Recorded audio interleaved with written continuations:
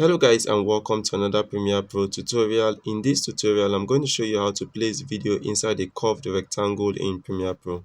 So to begin, I've imported a video clip onto my timeline over here, and as you can see, I've placed it on my video track layer 2. Now the first thing I want to do is to create a rectangle. So I'm going to select my rectangle tool over here and draw a rectangle on my screen over here.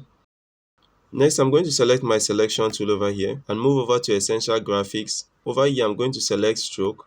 And I'm going to select this graphics property over here and set the meter join to round and hit OK. And I'm going to increase the value of stroke. Now the next thing I'm going to do is to select this color and selecting this color picker and selecting this middle color here to make the colors even and hit OK.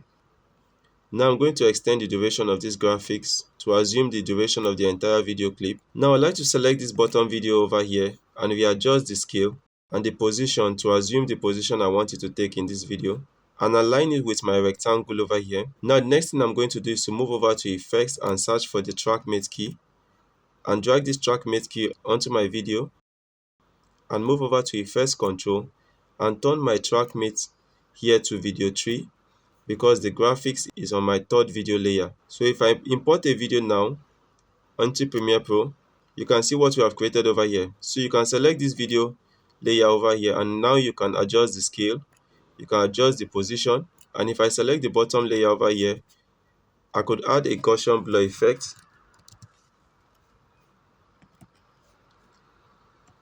and increase the value of blurriness. And that's it guys on how to create these curved borders in Premiere Pro. I hope you found this tutorial very useful. If you did, kindly give this video a thumbs up and don't forget to subscribe to my YouTube channel.